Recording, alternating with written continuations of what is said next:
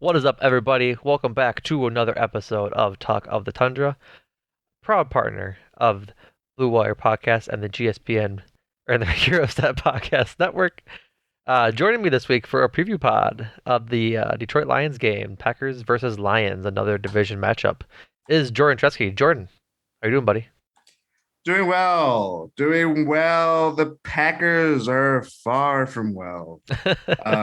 As we have talked about the last 8, 9 weeks. I suppose it's been, besides that Bears game, it's been sort of doom and gloom. But weirdly enough, I feel a little better coming off of a loss where I had expectations of losing big, and it wasn't totally embarrassing. It was just like kind of a football game that we lost. So I'm not down as bad as I was versus the Giants, Jets, and Commanders. Would you have the same sentiment? Because I kind of am there, kind of not. I know last week we were very doom and gloom of like Right. this could be a massacre, Right. and it was very much verging towards that until the Bills were kind of essentially playing with their food. Um, I think if anything, it just showed how much of a gap between what a good football team looks like and what the Packers look like. I would say that is That pretty is much. that's what I hammered home. Yeah, I would say that that gap is more of a chasm rather than a gap. Yeah. So, which is unfortunate given our expectations coming into the year, but what will you do? Yeah. Um, so obviously, springboarding from that into our cheese board. Obviously, Packers lost 27-17 last week versus the Buffalo Bills in what was, as Jordan and I said, not a very exciting game, rather just a football game. But there were some standout folks and players on the team, so we'll go through those now. As we have said week in and week out, three tiers of the cheese: Munster, pepper jack, and a 20-year-old sharp cheddar, which I don't think we're going to get close to handing one of those up this year. But this week, earning cheeses. Each of these players earning one cheese. First up, Aaron Jones had a great week this week, kind of getting back to what we had asked for, is just giving the best player the ball week in and week out. 20 carries, 143 yards, and on the ground, then four catches for 14 yards through the air. So nothing big that way, but either which way, over 150 yards from scrimmage. So if he had a touchdown, he probably would have gotten two, but alas, only one stands touchdown. Next up was Jair Alexander. He had an interception and held Gabe Davis pretty much in check almost the entire game. Obviously, Gabe Davis shouldn't have been covered by Jair Alexander, but we can't fault Jair for who Joe Barry makes him cover. Don't hate the player, hate the game is what I've told been told. Exactly. So, yeah, Jair had four pass deflections too, along with his interception. So just a really great game that way for Jair in coverage. Next up was Romeo Dobbs.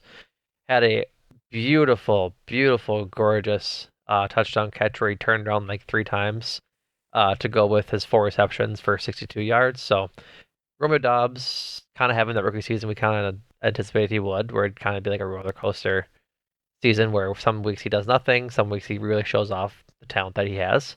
This week was one of those weeks. So another cheese for him. And the last one was David. Last player to get a cheese is David Bakhtiari. After being a late scratch last week in the game against the Commanders, uh, David Bakhtiari this week really played well against a stout Bills defense and Von Miller.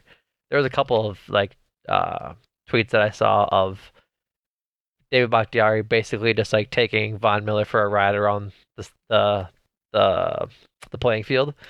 Like Von Miller would rush and Bakhtiari's like, all right, you're gonna go for a big swing around the back of Aaron Rodgers and end up on the other side of the line while Rodgers is sitting in the pocket, which is like what you want your left tackle to do against an All-Pro Yeah. edge rusher. Force field. Right, exactly. So, just overall a really great um, showing for Bakhtiari, which again was really nice to see given his absence last week against Washington Commanders. So, with that being said, I will stop trying to elongate my words a little bit more while I enter the cheeses into the into the stats real time. That way you guys get it all live and ready to go. But through 8 games, yeah, 8 games. Uh, through 8 games, here is the cheese board for the Green Bay Packers. Aaron Jones still leading the way with 6 cheeses, and then Rashawn Gary with 4. Devondre Campbell and Preston Smith and Jair with 3.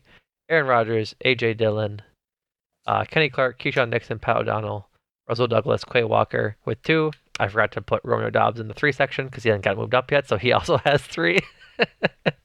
And then players with 1, Al Lazard, Eric Stokes, Darnell Savage, Div Bakhtiari, Jaron Reed, John Runyon, Mason Crosby, Randall Cobb, Bobby Tunyon, Rudy Ford, Sammy Watkins, and Zach Tom. So hopefully more weeks ahead like this one, where we had 4 players playing really well. Hopefully we can get Aaron Rodgers another one sometime soon. He's been stuck on 2 for quite some time. I think he was on the verge this week if he had that touchdown to Bobby Tunyon, and I probably would have given it to him if the game was a little closer, but wasn't there. So, what do you think, Jordan? Sound pretty good? You're muted. I agree with your viewpoints, your talking points. Yeah, Aaron Rodgers got, I mean, the man frustrates me beyond belief. But yeah, I think those are all very deserving. I too would like to see a more complete. We have both sides of the ball represented, but it's still want to see a little bit more. Right, understandably, like I feel like that's going to be our phrase of the season. We still want to see a little bit more. just a little bit more. Right. No, I totally think that's gonna be a vibe for the rest of the season. Um, but I guess in general, how did you? Because I know we were both gone for the, or I guess not present for the post game pod. Do you want to briefly talk about the Bills game at all? Like, do you have any overarching thoughts? Um, I mean, where to start? Sounds like you have some thoughts. I do have some thoughts. I thought it was. It just first of all, I'm watching the broadcast because Sunday Night Football get a little jonesed up. It's a big matchup. We talked about going of the year and even mentioned it last week. It's one of the biggest games of the season. Right. We didn't anticipate them being 3-5 going into it, or 3-4 going into it. Yep. And it just sounded like they just talked about the Packers like a problem child. I was like, I don't know what's going on there. Like, this is not usually Packers football. It's Right. We don't talk about the Packers this way. No. Like Exactly. and yeah, it was just kind of set the tone for just like watching Aaron Jones run the ball, regardless of what down it was or what situation is 3rd and long. It's like, let's give Aaron the ball, which is in theory and how it worked out. Like, yeah, that was your only offense. It is your engine. This is what we have been saying for 8 weeks. Do it. He's the best Aaron on your team at this point. Exactly. But it was just like, it's the whiplash effect of like, we're trying to find anything that works, and anytime like something good would happen, or even what was it, what drive was it, it was just going so well, and I'm either thinking it was Aaron threw a pick. Do you have a pick during the game? He did have an interception, but it wasn't a quote unquote drive. It was one play. Oh, it was after Razul had intercepted it. Yeah. Rodgers' first play, like the first play after the interception, was a tipped ball interception. Maybe it's the drive that they went on 4th down and it was just like there was multiple of those too. Yeah. It's just like I think that just kind of sums it up. It's like you make progress, and it's like, what does it account for when you can't even just get? I'm not even talking about a touchdown at this point. I'm talking about just getting points out of it. Right. Yeah, with Mason Crosby, he's just at this point, he's just standing on the line, the sideline, just like, when am I going to get out there? Right. And then everything defensively was just like Quay Walker getting ejected. not great. It was kind of odd and bizarre. I mean, who knows if the guy said something to him Right. because God knows that probably happens every time that stuff happens. But they don't penalize the guy that initiates it. They penalize the guy that's reacted to it. That's how Always. it's always been. It's stuff like that. And even I think Douglas did it. Stokes did it too. It just there's stuff like that where they play kind of. That's where they're like young or their youth and inexperience shows. Yeah. Of just like when they're down bad and it's still going down bad. Yeah. And it's like, how do we make this situation worse? Oh, let's just two-hand shove a guy on the sideline. Was That a coach at that. I think that's why. yeah, I think that's why he was yeah, probably he's in ejected is street. because He's it was a essentially in coach. street clothes. Right. You know, it's stuff like that that's just like that. On top of all the mounting evidence that shows how much of a maligned football team this is. Yeah. I think that was what was just like. I understand it, but you're frustrated. It's just like this is not making anything better. Even like the stuff with like Diggs and Alexander, and then subsequently, it was more so with Douglas, just because guess who was covering him the whole night. But it was just stuff like that. Just like you guys are not like you're not a good team. Right. Where's this coming from? I don't know if it Right. was like just the kind of like external like let's go, and then it's like what are we doing this for? We're just shooting ourselves in the foot. That kind of thing. I did not Right. understand it. No. Yeah, I think it was a better game than anticipated. More people played better than I thought would. Um, Yes. but overall, yeah, it's disappointing to see. Disappointing from a fan perspective to see the run game work so well, and we've been harping on it for so long.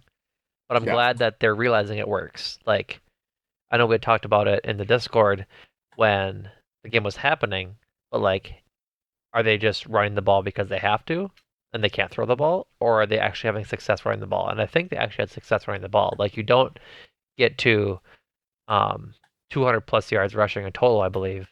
Yeah, they had 208 yards rushing total, 11 of those coming on a Rodgers scramble, so 197 if you want to be picky, from not having success and just having to do it. Like, I think there was actually holes there, and Aaron Jones and AJ Dillon were hitting them with purpose and like they're running with intent essentially to make it work and actually have a functioning offense. So that'll be we'll talk about that later. So hopefully this continues. Weirdly enough, I think it also hit home for me because I mean, the first Sunday Night Football game this year, we clowned the Bears for throwing 11 times. Right. And we said, well, they had David Montgomery and Khalil Herbert, who are, you know where I'm going with this. They're just chewing up yardage. Right. And then 6 weeks later, the Packers are the Bears. Mm-hmm. And Absolutely. that's Absolutely. where it was like, oh, we aren't that much different. No. You and I. It's a Spider-Man meme. Yeah, It's it's like they're both pointing each other. One has Justin Fields and one has a Hall of Famer. right, which is the embarrassing part. Mm-hmm. But not football last And week. Oh, one has a better wide receiver after trade how deadline about than that the for a other. segue? How about Boom! I walked in that one. uh I turned my body like Romeo Dobbs. watching you two people? um so Tuesday at 3 o'clock was the NFL trade deadline, which felt more like the NBA trade deadline with how much activity there's going on this year. Increasingly, Yeah, I feel like that's more of a vibe like that's happening I in the and you know NFL. what? I like it. I think it's weird that it's so early in the season. Like it's just past the halfway point, or not.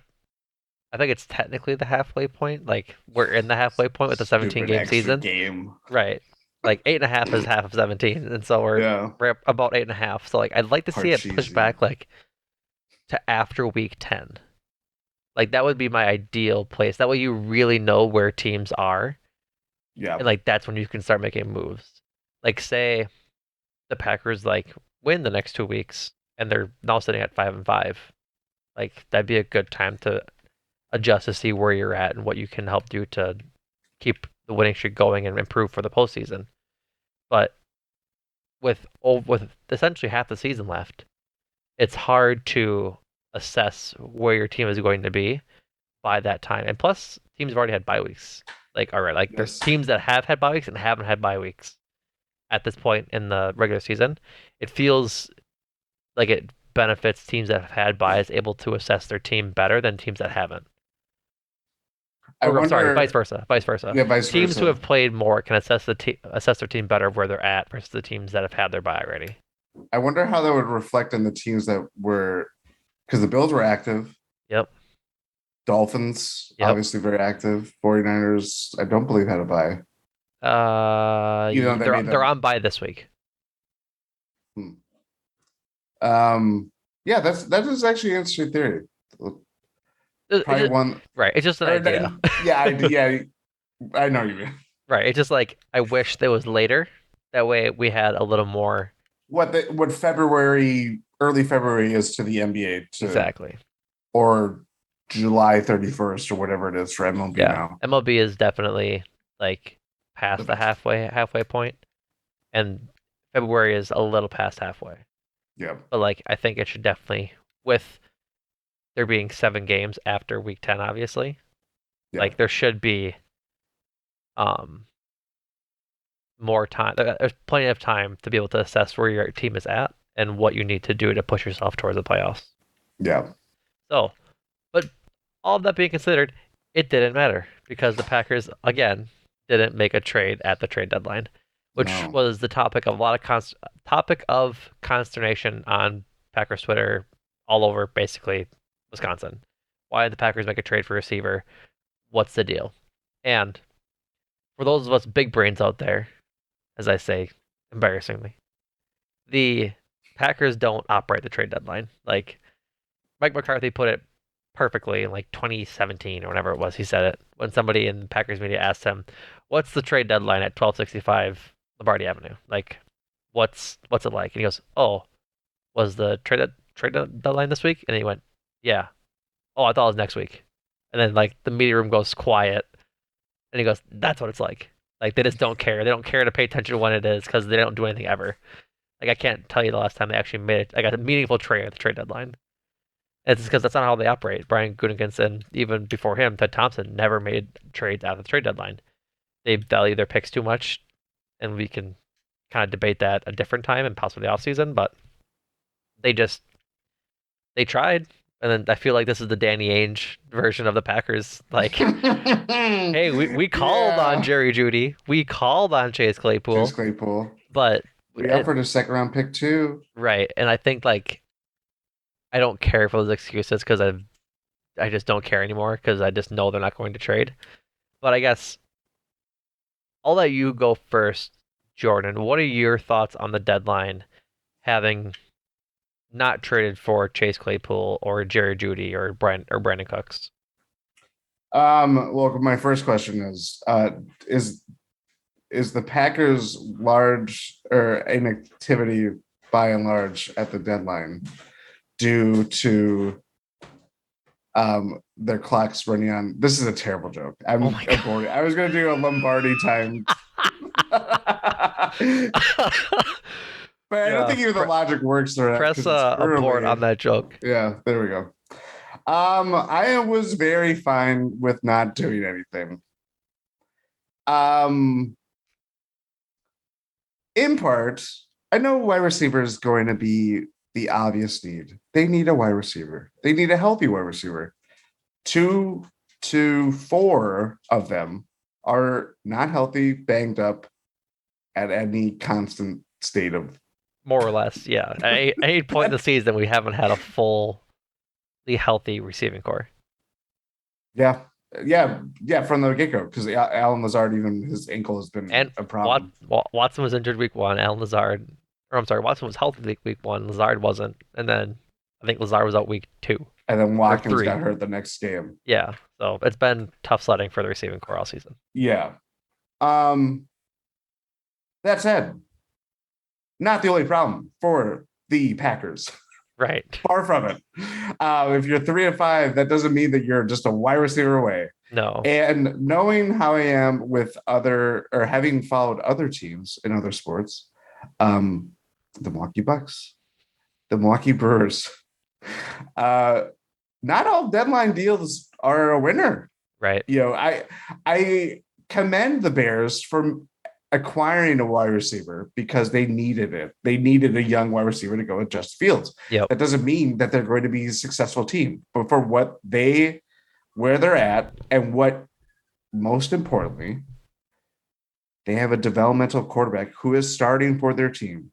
Right. Packers have a developmental quarterback who is not starting for their team. Don't know when he's going to start for their team. If and when ever. If and whenever, because yeah.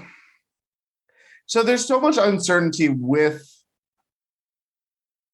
if you're going after a wide receiver, and if you're putting all of your eggs in a basket with, I mean, yeah, Jerry Judy's looks great. Um, Which uh, I'm hesitant to know if he actually was on the market. Like Jerry Jeudy's a really good receiver. Like that, there's no doubt about it. He has some yeah, drop issues, but I'm not gonna sit here and roast a man over drop issues when half of our receivers can't catch the ball either. And like he's a talented player, but I think I saw that he was going for like a second and a fourth or fifth if that's a um lot. if Is this his second year or third year? third, I believe. Um which if it's true is a lot, but at the same time you have a young proven receiver to to do that. Like you don't have to keep guessing on like the draft essentially. You have a Yeah, receiver who can play at a high level. There would be the run the risk of Judy being like similar in an Alan Lazard role of like, can he actually be a wide receiver one, or is he destined for wide receiver two status his entire career?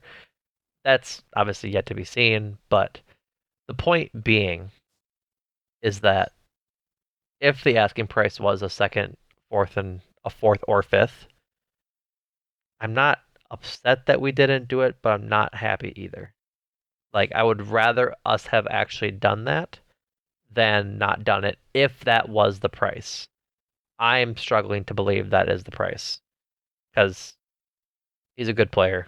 Like he's still under contract. Like the Broncos are trying to win, and taking a Jerry Judy type player out of Russ Wilson's hands isn't going to lead to winning for the Broncos. So I think they would have had to give up a little more, maybe a second and a future second, or a second and a third, or something like that, just to get him away from Denver. yeah. And to that end, any wide receiver that the Packers were targeting, it could be Jerry Judy, it could be obviously Chase Claypool that uh, they're doing their Danny Ainge dance, Right. or Brandon Cooks. They're immediately going to be targeted and blanketed with the top corner of ever. Like, Grant, that's happening to the wide receiver core right now, but like, Right. it's not. I don't think it's necessarily like, okay, you got this guy. He's going to catch 50 balls and they're going to have 10 touchdowns. Aaron Rodgers, he's going to fix Aaron Rodgers, the pass game, all this stuff. I don't think that's necessarily the case either. Right. Anybody who's walking into this situation and where the Packers offense is at this point in time and where it has been this season, it's there's very few people that can do it well. It is why Devontae Adams was so valuable to this team. Yep. Where a game like against the Ravens last year, he's doubled every time he's on the field. And still you can say, well, he had 6 catches and 2 touchdowns. And yeah, he had 60 yards or whatever it was. Right. I don't have his football reference game log on me, but like that was still a successful, you know, game for him and the game plan that the Ravens are doing that day, Right. for example.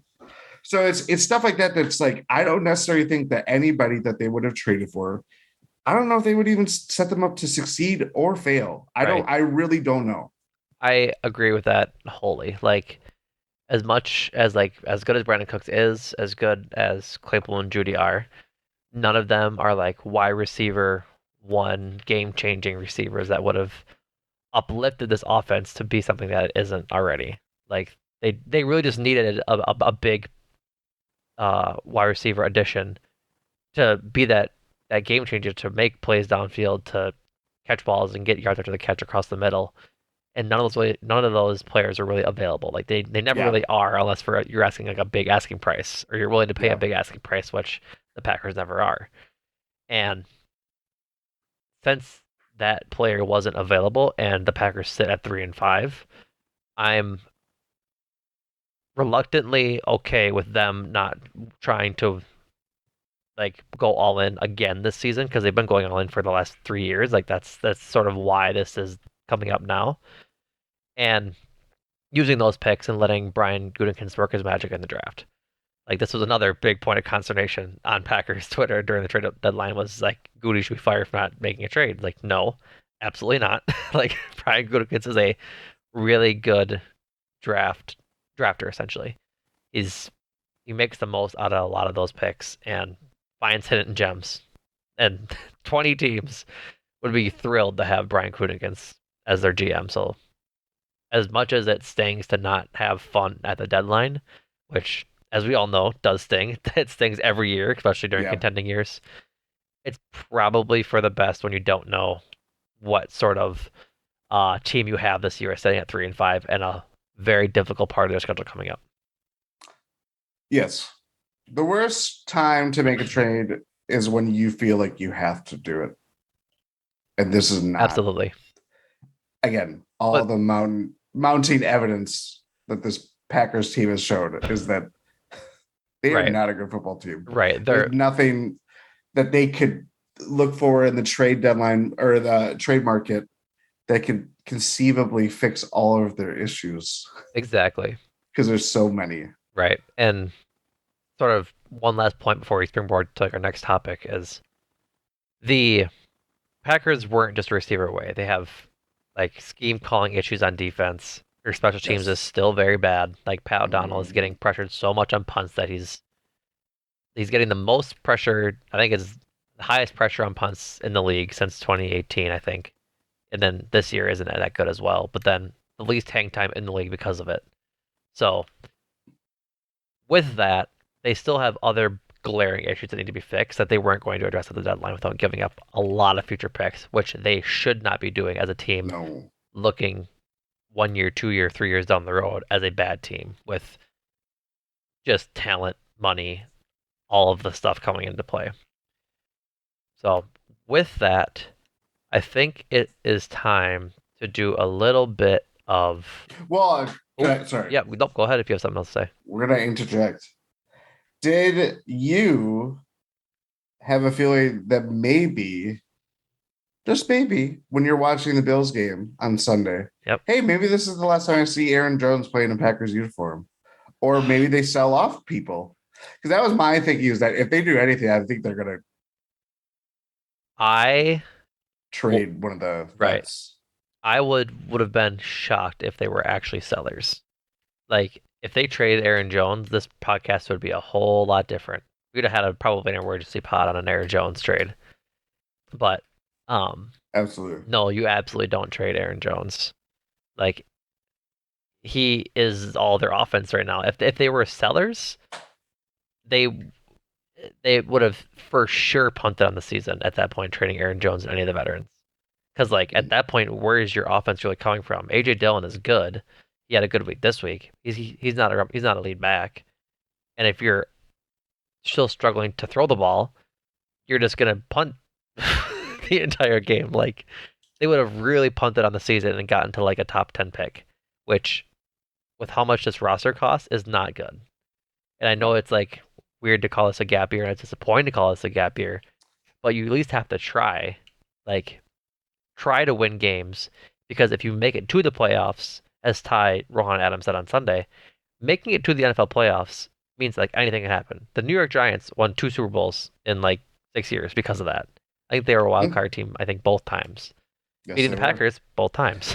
Believe Now, it or with not. the year that they won the second one, they had the worst point a negative point differential, which is the only time a Super Bowl Right. winner is. Like you Yeah. just need to get there and hit your stride at the right time. And like we talked about at the beginning of the season, like maybe this is good for the Packers to be hitting their stride in the middle of the season after a rough beginning of the season, after going 13-3 the past 13-3, 13-3, 13-4 the past 3 years and bowing out of the playoffs early. Mm. Like nobody is enjoying losing, but No.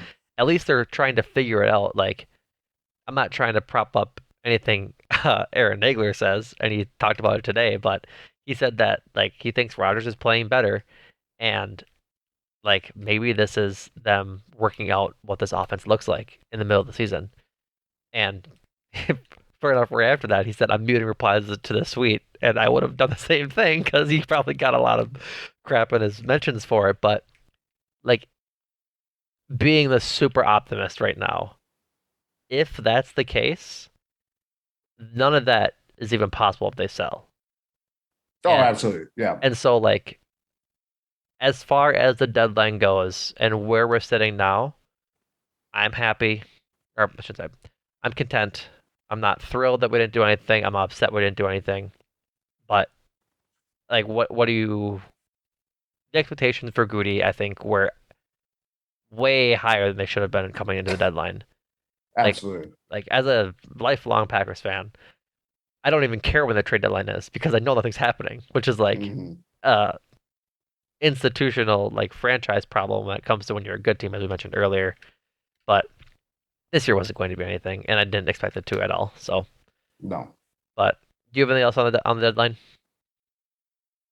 No, I mean, I I think guess it's just we talked about the deadline. I guess that end part of the conversation was expectations. What are your expectations for the rest of this season? Like, what are your uh let's call it a vibe check. yes. Vibe check. It's hard to, I mean, it's definitely down bad, but I think it's more of you're resigned to just what this team is lacking because they're searching for something, and the fact that you're doing it in the middle of the season is hardly promising. Right. But that's where it's like it's very just they're very specific structural things, whether it's personnel, whether it's with the coaching staff, whether it's with strategy, game plan, Hmm. all these things that combine together, which is what is ailing the Packers. Um, but I also just think this is kind of it's such a I mean, they have fallen on their face at this point, very clearly. Right. And I'm not saying that this is due because no one anticipated this team to be 3-5 through the first 8 weeks. Right. But I do think that they for the last basically since LaFleur got there, and probably even by extension when Gutekunst got the step up, there was a sense of race against time. You know, trying to elongate or extend this window with Rodgers, who they drafted their what they felt was their quarterback replacement, Right. and he in turn Aaron Rodgers had back-to-back MVPs. So it's just like a matter of like all these things that they were preparing for, if not a rebuild, a retool. They're trying to make two separate tracks of like Right. this is the present track and this is the rebuild track. A very, very good uh sorry, I'm doing a very good visual representation. And Yep. now basically it just those tracks have the tree has gone off both tracks. Yeah. And it's like, how do you which I'm losing this analogy very quickly, You but got to where bring it back in somewhere. yeah, are we you know like that thing that they like pull down where the train like instead of going Yes. this way, they go that way? Yes. That The is essentially Brian Gutekunst is holding on to this lever and is like, are we going to the future or are we going with the present kind of thing? right. Brian Kulikowicz is deciding which track the Packers He's need Doc to go Brown. down on. Need to go down, and he's at the precipice of like the lever switching, Yes. and it's a difficult decision for a GM to make, given that like it is Aaron Rodgers hopefully he continues to get better and It's Aaron goes Rodgers, back. Aaron Jones. It's a Right. defense that I mean, Like you a defense that signed should be Devondre Campbell right. when he was found money last year, and he paid him a lot of money. And keeping all these guys together, mix of veterans, rookies, young guys. You paid Jair Alexander, which was the right thing to do. But Right. it's such a smorgasbord of different circumstances that have led to this moment, I would say. I'd say. And so, yeah, I think as the season goes, it's an important stretch for sure. Like obviously every game is really important right now. Um, they're not gonna win out. That's an impossible expectation. They're not But going to run the table. no, they're not gonna run the table. I hope I get cold takes, but it's not gonna happen. Yeah. Um, but they're sitting at 3-5. The NFC sucks as we mentioned before, and Ty, Adam, and Rohan mentioned on Sunday or Monday. Um, but there's games to be won in this latter part of the season. Like Detroit, Dallas, which we'll talk about Detroit in a minute. Detroit, Dallas, Tennessee, Philly, Chicago, the Rams, the Dolphins, the Vikings, the Lions again. So you have two against the Lions, which I'm going to pencil in as wins because they really should be beating the Lions. Dallas is good. Toss up. It's at home. So we'll see. Tennessee, maybe. Like, depending on how the Titans season is going, it's not going too good. They're starting Malik Willis. Like, it can't be going that well. Yeah, but I don't know. Listen, man, I'm just trying to be optimistic. I Like, know, I know, I know. I'm That trying. Titans team, for whatever reason, they know how to win And so shittily, right, but that's and like they win. they're again. They're still stir. I'm sorry, if I can not trip over my words.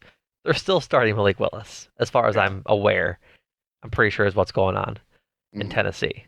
Um, so I guess we'll go two for sure wins against the Lions twice. I'll say they win one of Tennessee and Dallas.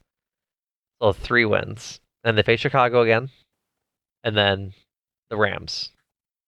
Like that's still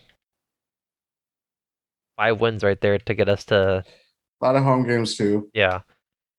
They go to Miami, that they face Minnesota at home, and then Philly. So like there is a path as it stands to get to like 10-7 or 9-8. And depending on how the NFC shakes out, like I think that is possibly good enough for the playoffs. Like as it is right now, the seventh seed is the 4-4 um 49ers. Like they have a tough division as well. Just like it's basically a bunch. It's not tough, but they all kind of stink. It's And yeah, so it's bundled. yeah, it's bundled. Like it's who knows how that division can end up shaking out. But I don't know. I'm not going to sit here and say they're going to make the playoffs. I'm just saying trying to be optimistic of what we're seeing. There is a path there. But none of that matters. This is a segue, Jordan, unless you have anything else to say. None of this matters if they lose to the Lions this week. Like, Lions are a bad team. They are sitting Yeah. at, I believe, 1-6. And if I feel bad for Dan Campbell and the Detroit Football Lions for the sole purpose of like I'm a big believer in this like the pieces they have there. And I don't Mhm. know if it's a Dan Campbell issue or a Jared Goff issue or what it is, but like excuse me, big fan of was a big fan of TJ Hawkinson there. He doesn't play for them anymore, plays with the Vikings. Big fan of Amon-Ra St. Brown. I think once Jameson Williams starts playing, he's going to be a really good receiver in the NFL. DeAndre Swift is good. Jamal Williams is good. They like their line is okay, but it's nothing to write home about. But I just like I think it's very emblematic that they've um had such a good offense this year, but their defense just like stinks.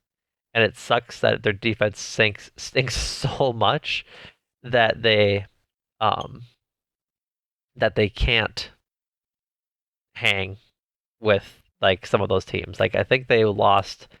Yeah, they lost. Dolphins game 31-27, right? Yeah, but like here's a list of their scores. Lost 38-35 week 1 to the Eagles. That's crazy. Their offense is better than Packers. But It is when it's healthy. When it's healthy. yeah. Lost 38-35 to the Eagles. 36-27 they won against the Commanders. Lost by 4 points, 28-24 to the Vikings. Lost by 3 points, 48-45 to the Seahawks. Got shut out 29-0 to the Patriots, which is unfortunate, but then 24-6 against the Cowboys, then 31-27 against the Dolphins. Like they're hanging with some of these teams offensively. They just they just can't do it defensively. And Yeah. so moving into that for the Packers, and I guess we'll get to injury talk a little bit later. That is going to be the theme this week.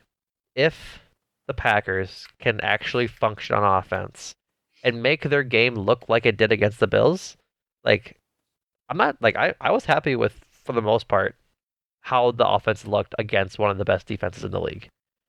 But Oh, now you yeah, put for that if you sure. put that offensive game plan and that offensive success against this Lions defense, they should be scoring like over 30 points for the first time this season, right? Right? I would hope so. Certainly hope so. Um, yeah, I mean that's again, it's what is their constant is what is kind of besides just not having one, very On obviously. like the Packers, Yeah, or like just their constant needs to be Aaron Jones. Like that yes, needs to be their constant. But the yes. fact that it isn't is why we're here, why we're It's talking about it. frustrating, incredibly frustrating. And yeah, if you're putting up what was the rushing yards? 203, Two, 208? 208, including the Rodgers scramble. Yeah. 197 from Dillon and Against Jones. a Bills defense that I believe going into was the second best run defense in the league. It was up there. It was good. And yeah, if you can't do that against the Lions, what are you doing here? Right. Like, I think that is ultimately where we are at. Is that I don't anticipate the Packers to. They're going to break this losing streak at some point. They're going to have. Knock on all the They. wood you see, Jordan. Come on now, you can't just be saying that. I have to. A man must believe in something, right? For he is not a man at all. If he doesn't, I don't know. I just it's what they are. You would think at some point they're going to play a game that you'd be like, yeah, we can hang our hats on that. It's not necessarily about how we had talked about this team going into it to where we are now. Mm-hmm. It's not about like, okay, this week maybe we'll see something different that we can see them show their full complement of Super Bowl ready qualities and all these things. No, it's like, hey, let's just win a game so we're kind of relevant and the the broadcasters that are on various television networks don't feel bad for us. Right. It's like Green Bay is a great sports town when it's going well. When it's going well, this year is not. So it's just Right. a matter of looking respectable and kind of just you know for all the things that we have talked about of like there are good flashes. Aaron Jones is having a great year despite everything that is Despite going against him. everything. Like Despite the coaching staff basically having him sit on the sidelines or not giving him the ball like for whatever dumb reason right. for weeks on end, or Aaron Rodgers struggling for as much as he is and cursing out his young wide receivers or all these things that we said this could really trip them up. It's tripped them up even more than we imagined. Mm-hmm. But there's still something that you search for and see that like, okay, there is something here that they're still staying in games. They're still, it's not necessarily like, there was no point at any time or no point in any time that I was watching that Bills game that I was like, oh, they're going to come back. You know what I No, mean? absolutely not. Because they're so handcuffed in whether it's personnel or even the game or the play calling because it's just Yeah. you don't know what to expect next with where they're at, Right. and that's what's the frustrating thing about it. Right. I think they're in the same spot as like the Lions were when they just can't win like close games right now. And like that's sort of the issue. Like the Bills game was never really close. They were down by 14 almost the entire game. But like the Commanders game, the Jets game, the Giants game, all of those are winnable games. They're just not executing well enough to get there. And I think like that's where the progress should be made. And that's like where they need to get going to be successful, obviously. Yeah. I mean, if anything, the second half against the Bills is the best second half that they put together since what, Yeah, Patriots game? Because I'd say I'm they willing fell in such to a say that. hole. They scored 10 points in the second half. Like that's Hey, they converted a third down. You know, that's so sad. That's where our expectations are. Wow. They but that's scored they scored 10 points in the second half. I that is what is so incredibly like I mean we've been very since I've been alive, I'm 30. There have not been a lot of bad Packer seasons in my lifetime, Right. which is if I said that to my dad, he would say, "Oh, I've seen my fair share of them." Right. Like pre us being born, the Packers were horrendous. Like they were, yeah, Horrendous. they were not good. Horrendous. But I could easily say, even when they go 13-3 and the season ends in this terrible fashion against the 49ers last year, whatever playoff collapse you want to throw out there, the fact that this is like so frustrating because you're we can be like Aaron Jones had 153 yards and the Packers finally converted a third down after a week of not doing it. Right. Like it's stuff like that that's like, how is this paired with one another? Is just sums up just like how crazy this Packers season has kind of been. Right. So to jump a little bit more of what we're looking for in this game, I'll go through the injury report a little bit because I want to segue from one of the injuries to a talking point. Before the Lions, we'll start with them since my segue is for the Packers. um, they've got a lot of players hurt. Like they're down pretty bad. Um, Derek Barnes, linebacker, knee limited in participation. Deshaun Elliott, their safety, had a finger. He was a full participant. Charles, I think that's Harris, defensive end, groin limited. Mike Hughes and Chase Lucas, a pair of quarterbacks. Mike Hughes was a full participant. Chase Lucas was not. He had an ankle injury. Uh, Matt Nelson, a tackle, calf injury, if I could speak, did not participate. Of note, Frank Regnault, their center, foot was limited in participation. He's a good center, and hopefully he can play for the Lions. Josh Reynolds, one of their receivers that's been really good, opposite of Amon-Ra St. Brown, as a back, and he was limited. DeAndre Swift has been dealing with an ankle and shoulder injury for most of the season. He did not participate. And worrisome for the Lions this week is since they got rid of TJ Hawkinson and traded him um, to the Vikings, Brock Wright, their now starting tight end, is in concussion protocol and did not participate in practice this week. And then I'm gonna mess up his name. If Ifatu Melifomu, their safety, it was an ankle. He did not participate. AJ Parker, cornerback, did not participate. Matt Nelson, tackle, did not participate. So a lot of injuries for the Lions, and I think this is going to be important to look at for the Packers in ensuring success. Like if half these players don't play, it's going to be a slim for the Lions. So, but on the Packer side, David Bakhtiari with his knee did not participate. Hopefully that doesn't crop up again. We would like him to have another standout game like he had last week. Devondre Campbell's knee is bothering him. He did not participate. Shamar John Charles, quarterback, ankle, did not participate. Elton Jenkins with his knee and foot. I think the foot is new, if I'm not That was mistaken. that was what apparently kept him out of last Yeah, week's game. yeah. I think he tweaked it in warm-ups is what happened. Yes. Whatever happened, but he did not participate in practice.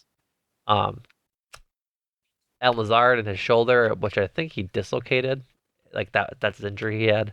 Yep. He was limited. Aaron Rodgers and his thumb are limited. Preston Smith with a shoulder neck injury is limited. And Christian Watson in concussion protocol did not participate. But looking ahead to the Lions game, I don't think I know that if Christian Watson plays, I really want to see them utilize him as like a downfield threat. They talked about it this week in their press conferences that going into the Bills game, the plan was to utilize Romeo Doubs and Chris Watson downfield. If that's true, who's really to know? But it looked like it would kind of speak.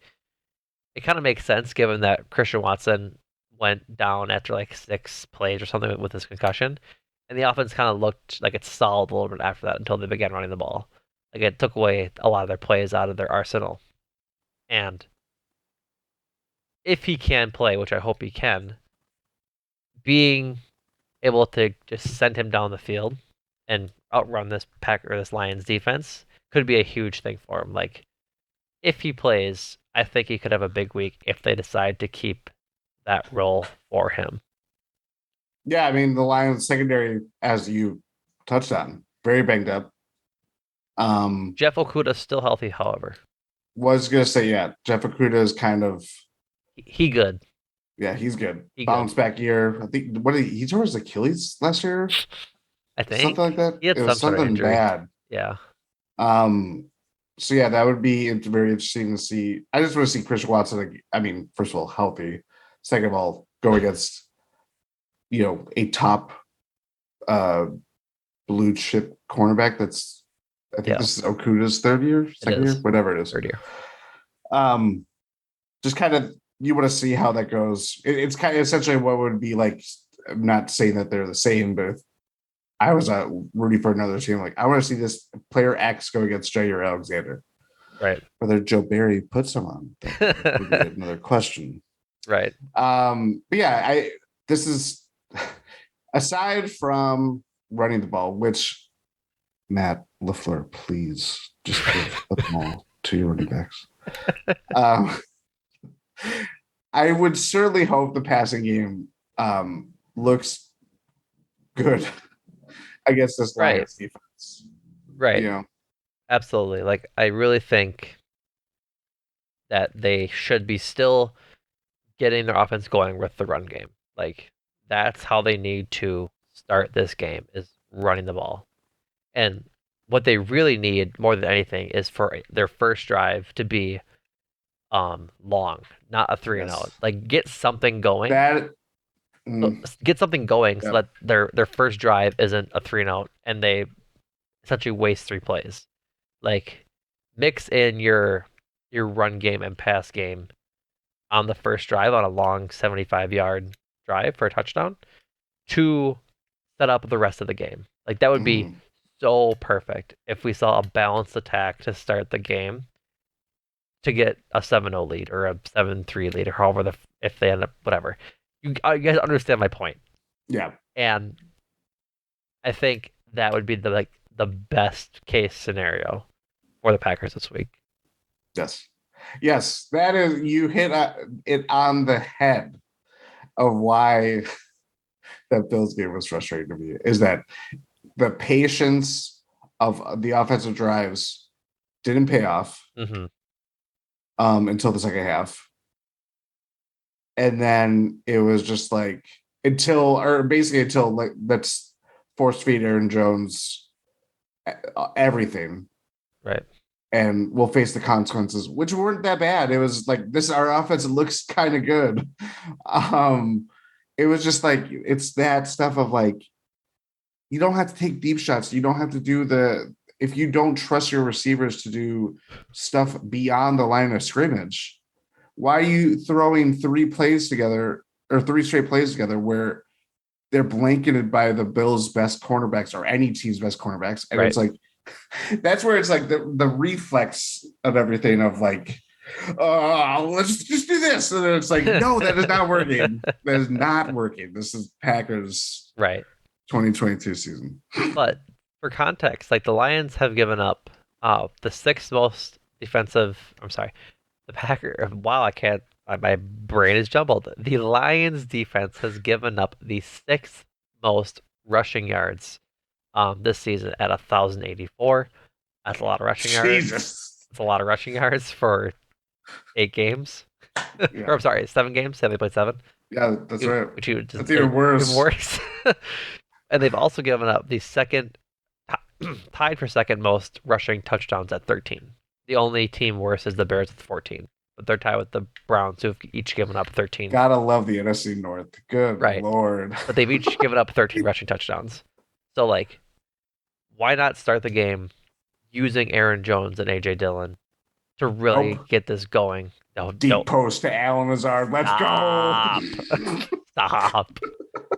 But like in that same breath, the Lions have also given up the 10th most yards to the air at 1,800 or almost 1,700. So like middle of the pack ish, but like they're susceptible on the ground. Attack them on the ground to start the game, then open up that passing game, much like we saw in Buffalo. I love it. I love it. I would love to see some offensive awakening that Yeah, lasts more than 2 quarters. That's right. what I would like to see. And to play off your whisper to Joe Barry and having Jair Alexander on the best people, like I think Amon-Ra St. Brown versus Jair is going to be a fun matchup if that gets to happen. Put Rizzo on. No, put your best corner on the other team's best receiver. Put Stokes on. I think I'm podcasting with Joe Barry. This is such an honor. I We're going to think talk. that's yeah. That's I'm like this is in the film room of like we're gonna put Stokes on. Just whispering sweet nothings into Joe Barry's ear. Is TJ Hawkins still on the team? Put Devondre on It's actually it's all to blame is Jordan. Jordan's telling Joe Barry how to run a defense. him. Yep. Me. So, right. But either which way, like this Lions offense has weapons between DeAndre Swift, Josh Reynolds, Amon-Ra St. Brown, and our old buddy Jamal Williams. Mm-hmm. I miss Jamal Williams. Loved him on the Packers. So like Yeah, the if you need defense, good vibes, Jamal Williams always will have them. right? Like, but this defense needs to be on their game this week. Otherwise, we could be in like shootout, which is weird to say with this Packer season. We That could be is out like what shootout territory. I don't know. Can they shoot blanks? Is I don't know. I want to say all these things, and you're putting a very strong case for why this Packers team should feast and I gash the Lions. In theory, yes, this team should have their way with the Lions defense and right. score 35 points and have it be a secure win. I don't think that is coming. I I don't know what's coming around the corner, but I there is just something that is just like I can't ignore the last 8 weeks of just like I what? know. How is this happening? I know. It's hard to ignore it all. But if there's a week for it to happen, why not against probably the worst defense in football right now? Yeah, they have the second worst point differential too, Yeah. behind the Pittsburgh Steelers. Right. So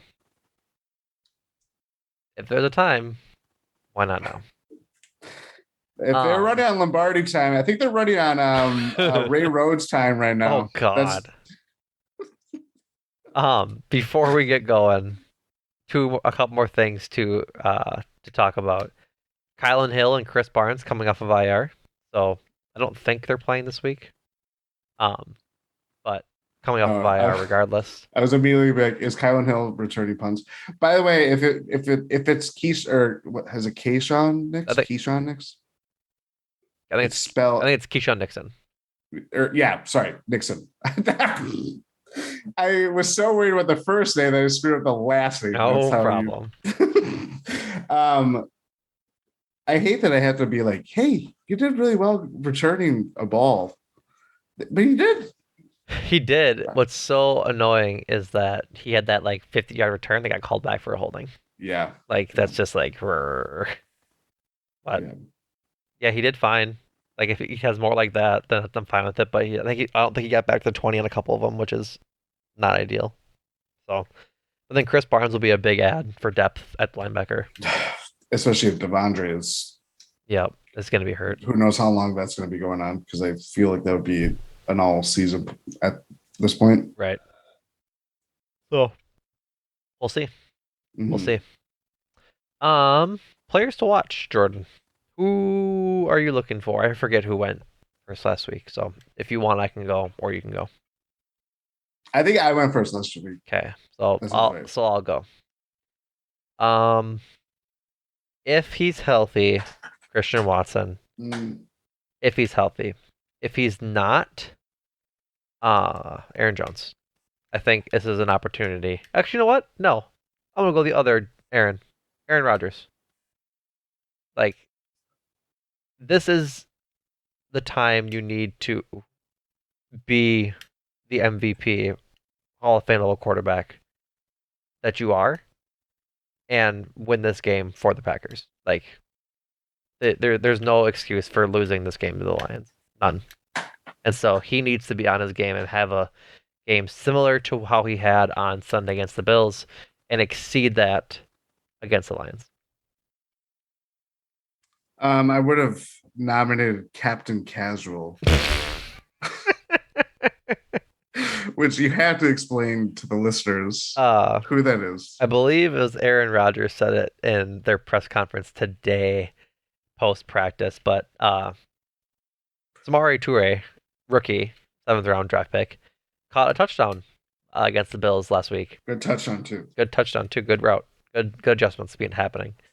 But Rodgers said that Samari Toure earned the name Captain Casual because of how he was practicing. He wasn't trying very hard in practice, and Samari Toure did not like that, and as such began practicing a lot harder, and it paid off. And so now it's more of a endearing joke than it is a nickname like telling him to get going. So but yeah, Captain Casual is a phenomenal nickname, albeit I you don't don't want to know. earn I that mean, one. I agree with you. I think it's slowly. If you're having a good game, if you score your first NFL touchdown, yeah, it's going to be a little bit more endearing. Yeah, But I also know Aaron Rodgers says things for a double reason. meanings, Right.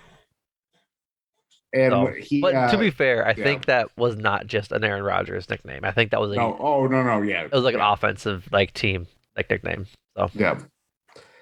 who's your player I hate to be basic all the time and just go like Air Jones, Air as Rodgers, as you take a sip of your pumpkin spice latte? exactly, and eat my um avocado toast. I don't I don't try to think of basic things. I think it's Aaron Jones. I mean, I almost said I was going to go I Aaron almost said Jones, and Dobbs too because I think I I want Christian Watson to play, but Dobbs might be like the bellwether to if the passing game looks good. Actually, yeah, he even make a case for big old Bob Tanyan. Bobby. Um, so, but yeah, it's Aaron Jones. If this offense has a life raft Right. coming to the shore, Aaron Jones is the guy that's rowing the boat. You Yeah, know. absolutely. Mhm. Score predictions.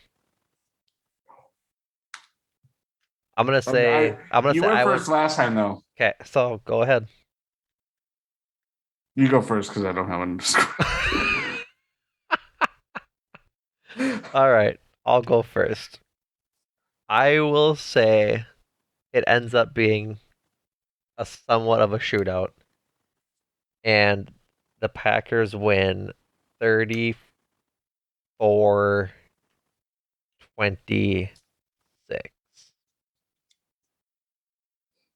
This game is gonna be weird.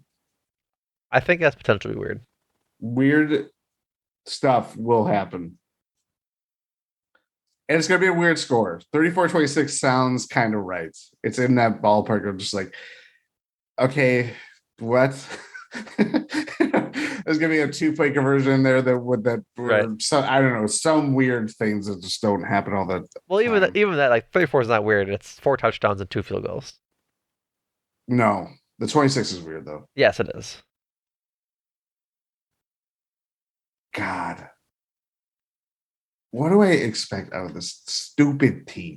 Stupid. I'm talking in this. You gotta make it. You gotta make a score I prediction. know. Let's go 27-25 Packers. Ooh, Yeah, it's gonna that's be even. weird. That's just as weird as 34-26 in my opinion. 27 is not that weird, but 25 is certainly weird. Yeah. All right, folks. Noon on Sunday, I believe, if I'm not mistaken, on Fox. Yep. Noon Yes. on Sunday on Fox. But before we go, got a couple promotions to go through. As always, you can find all of our being Eurostep Podcast Network's latest podcasts and merch and Discord info all on gspn.info. A lot of new pods this week, a lot of good pods, including this one. Adam and Andrew released a Make Time for This on The Barbarian, the new horror movie that was, Conan? yep, that's the one. That is on HBO Max right now. Me and Adam and Andrew have been gushing over the movie. I guess I was gushing over. I really liked it. Horror movie had me just about have to change my pants halfway through of it. Um, but very good. And then obviously Buck season in full swing. They just beat the Pistons to improve to 7-0. Uh, Wait, did you say they're undefeated? undefeated, never lost, Exactly. There never we go. lost. Um, and so Ty and Rohan had said that they're going to start releasing, I think, more regularly on Monday. Like that's the start to Yes. being their schedule. So Yep. go check out that Monday pod. I think they've got another one coming up this week. I could be mistaken though. And then Jordan, do you have another one, another 1 and 6 coming out with Adam? Yes. Yes, we do. It is recording probably when you are listening to this, dear listener, or after. It may have already been published. Who knows? And podcasts, you can listen to podcasts anytime. That's the joy Right, of the podcast. exactly. So go to GSPN info to get all that information. Go subscribe, leave a review, all that good stuff on the GSPN podcast. We all appreciate it. We're having a lot of fun. Packer season is on the brink of being not so much fun anymore, but hopefully it'll change a little bit with a win on Sunday against the Lions. But that's it for us. Thank you guys for listening. Jordan, thank you, buddy. Thank you.